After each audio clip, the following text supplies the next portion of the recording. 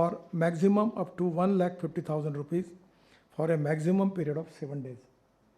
So immediately the website is there, and in any hospital, if the patient is going to admit it, we will give the expenditure of 1,50,000 crore, 7 days treatment, and where we can save the life of the people.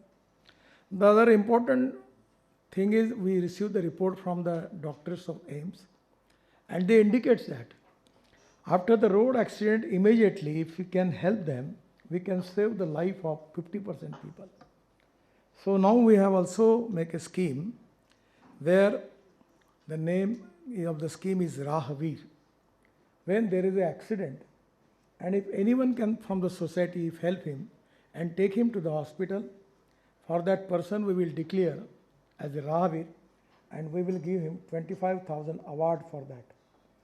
So now there is a apprehension in the mind of the people when accident is there.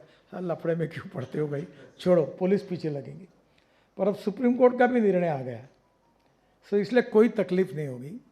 इसमें awareness करना पड़ेगा. जहाँ भी accident होगा है हम जाएंगे और उसको मदद करेंगे, तो ये भी एक बहुत बड़ी बात होगी है.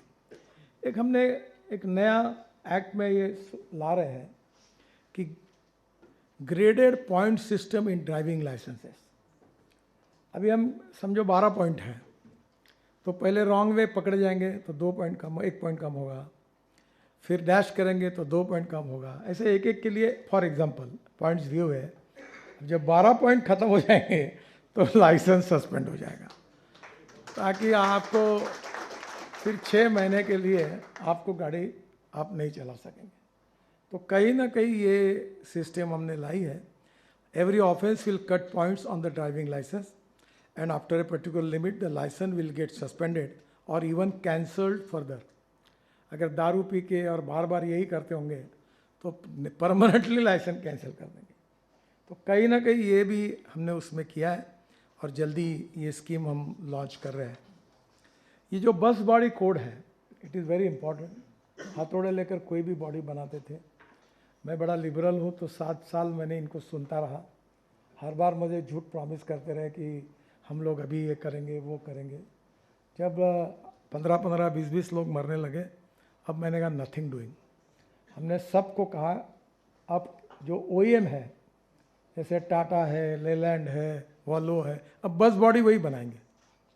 और इसके बाद अगर कोई प्राइवेट वाला आएगा तो उसके इतने स्टैंडर्ड्स रखे हैं, उतने अप्रूव होने के बाद उतनी मशीन्स, उसके स्टैंडर्ड, तभी उसको अप्रूवल मिलेगा. ये रोड पर जो जालंधर इंदौर में बैठकर हथौड़ी पीट कर जो बड़ा बनाते हैं वो ख़त्म कर देंगे. इवन ट्रेलर के लिए भी हम वैसे ही सोच रहे हैं.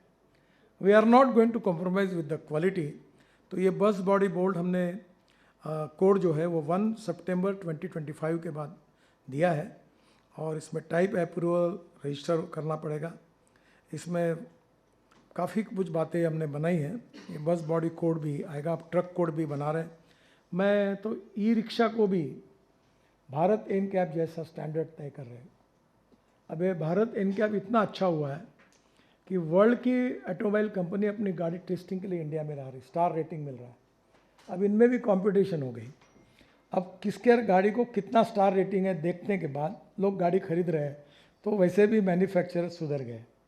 तो मुझे लगता है ये सिक्योरिटी पॉइंट ऑफ व्यू ये भारत एनकैप रेटिंग भी अच्छा हुआ है. रोड इंजीनियरिंग में जैसे मैंने कहा कि 100 डिस्ट्रिक्ट की हमने लिस्ट तैयार की है. 100 डिस्ट्रिक्ट के ब्लैक स्पॉट्स आइडेंटिफाई किए हैं, कौन से रोड से वो आइडेंटिफाई किए हैं. और आने वाले 1 महीने भर में हम दिल्ली में उनकी कॉन्फ्रेंस ऑर्गेनाइज कर रहे हैं. आपको भी बुलाएंगे. आप भी उन डिस्ट्रिक्ट पर कॉन्सेंट्रेट करिए, ताकि वहाँ ज़्यादा से ज़्यादा काम होगा तो फ़ायदा होगा. हर ज़िले में 0 फर्टिलिटी डिस्ट्रिक्ट का हमने प्रोग्राम चलाया है. और अभी हमने तय किया कि जो डिस्ट्रिक्ट लगातार एक्सीडेंट में बढ़ रहे हैं उनको हम एक्सपोज करेंगे, जो स्टेट बढ़ रहे हैं उनको एक्सपोज करेंगे. और फिर वो कलेक्टर का नाम, MP का नाम, मिनिस्टर का देंगे कि ये इतना हो रहा है, ये यहाँ के प्रमुख हैं. तभी कोई अच्छा नहीं लग रहा ये करने के लिए, पर अब कोई इलाज नहीं है कि कोई ना कोई अवेयरनेस, सीरियसली सेंसिटिवनेस आए. इसलिए राज्य सरकार, जिला प्रशासन, स्टेक होल्डर्स के सपोर्ट के साथ हम एक्सीडेंट को साइंटिफिकली कम कर सकते हैं. तो ये भी हम कर रहे हैं. नागपुर में जैसे मैंने कहा कि जिले में 50% एक्सीडेंट कम हुए, उन्नाव में 5.5% कम हुए, कामरूप में 5% कम हुए।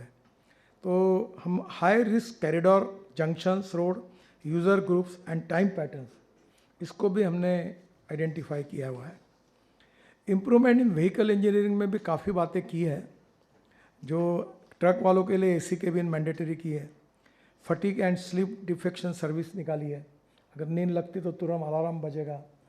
जैसे मैंने अभी कहा कि हमने फ्रीक्वेंसी खरीदी की है ताकि क्रैश डैश ना हो। ये ट्रक बॉडी कोड हम करा रहे हैं ताकि उसमें भी हम लोग अच्छा बना रहे हैं। तो इसके साथ हम लोग कोई कॉम्प्रोमाइज़ नहीं करेंगे। जो टेक्नोलॉजी ड्रिवन जितने इनिशिएटिव हैं उसके लिए हम ओपन माइंडेड हैं, जो भी सुझाव आएंगे वो हम स्वीकार करने के लिए तैयार है। रोड इंजीनियरिंग, अभी ऐसे हमने जैसे ब्लैक स्पॉट आइडेंटिफाई किए, वैसे 350 हिमालयन टेरेन में हमने लैंड स्लाइडिंग स्पॉट को भी आइडेंटिफाई किया, और उसमें से 235 जैसे लैंड स्लाइडिंग स्पॉट्स को भी हमने इम्प्रूवमेंट करने का काम हाथ में लिया है। तो एक प्रकार से रोड इंजीनियरिंग में, ऑटोमोबाइल इंजीनियरिंग में, इन्फोर्समेंट ऑफ लॉ में, इन सब में हमने जो कुछ करने लायक है वो लगभग किया हुआ है। फिर भी एक्सीडेंट बढ़ रहे हैं। अब वो राज्यों की लिस्ट हमारे पास है, डिस्ट्रिक्ट की लिस्ट हमारे पास है, और मुझे लगता है जो डार्क एरिया वहाँ आप लोग ज़्यादा काम करेंगे तो अच्छा है। स्कूल कॉलेजेस की जो एंट्री पॉइंट है वहाँ एक्सीडेंट होते हैं, 10,000 बच्चे मर गए।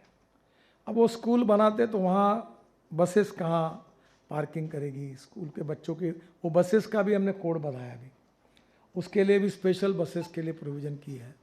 तो मुझे लगता है कि हर स्कूल अपने स्कूल का डिज़ाइनिंग ठीक प्रकार से करे, कॉलेजेस ठीक प्रकार से करें, cycle stand, foot over bridge उसके पास निर्माण करें ताकि लड़के रोड न क्रॉस करें।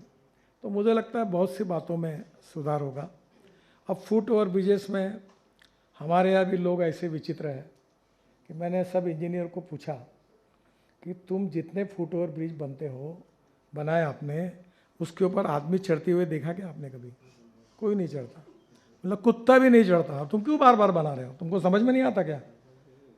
तुम आईआईटी पास किया, इतना बड़ा इंजीनियर हो, तुमको समझता नहीं है? ये ऐसे ही बताते चलते जाते, क्योंकि सोचने का ही बंद किया गया। मैंने कहा अब लिफ्ट लगाओ, वहाँ हर जगह लिफ्ट लगाओ, हर जगह सब बहुत अच्छे का, पर लिफ्ट कम से कम बनाओ ताकि सीनियर सिटीजन ऊपर जा सके, दिव्यांग जा सकें। तो अभी हम लोग उसमें भी हमने डिज़ाइन बदला है। तो मुझे लगता है कि स्कूल कॉलेजेस के सामने, पब्लिक प्लेसेस के सामने इस प्रकार के डिज़ाइन बना कर देना और वहाँ से रोड एक्सीडेंट को टालना, इसमें काफ़ी इनिशिएटिव हो सकते हैं। काफ़ी लोग यहाँ काम कर रहे, बैठे ही है, बहुत अच्छा काम करते हैं। ऐसे अनेक लोग हैं कि एक्सीडेंट होने के बाद बचाना कैसे है, उसके लिए ट्रेनिंग देना कि कहाँ कैसे उठाना। अभी हमने सबसे अच्छा काम किया है कि पहले NHAI के, अब आप रोड सेक्टर के इसलिए मुझे अच्छा नहीं लगता बोलना, पर ये BOT रोड वाले एक पुरानी घटिया एम्बुलेंस ला के पेंट गेंट लगा के रख देते हैं, एक पुरानी क्रेन लगा के रख देते हैं हमको मूर्ख बनाने के लिए। मैंने कहा ये हमारा काम नहीं है, ये एम्बुलेंस चलाना। कल नीति आयोग के डॉक्टर पॉल भी आए थे, सेक्रेटरी थे, मैंने मीटिंग कराई। मैंने बोला हम अब सबसे अच्छे स्टैंडर्ड की एम्बुलेंस खरीदी करेंगे, जिसमें ऑल टाइप ऑफ ECG से लेकर ऑक्सीजन सिलेंडर तक, सलाइन तक, सब प्रकार की व्यवस्था होगी। और हमने स्पेशल टूल तैयार किए हैं कि बस और कार का डैश होने के बाद वो काटने के लिए, नहीं तो 6-6 घंटे बाहर ही नहीं निकालना, वो टूल्स रखे, उसका भी ट्रेनिंग देंगे। और हम अब से 200-300-400 हम एम्बुलेंस खरीदी करके डायरेक्ट स्टेट गवर्नमेंट के 110-108 स्कीम में दे देंगे। हम उनको इतना ही कहेंगे कि हमारे नेशनल हाईवे पर एक्सीडेंट होने के बाद मिनिमम 20 मिनट्स के अंदर आपकी एम्बुलेंस आनी चाहिए, इसे आप लोकेट करो, ताकि हम आपको ये एम्बुलेंस देंगे, आप इसको संभालो, क्योंकि डॉक्टर और वो सब हमारे काम इससे नहीं हो पाएगा। तो मुझे लगता है कि इन सब बातों में awareness, social consciousness, social responsibility is very important.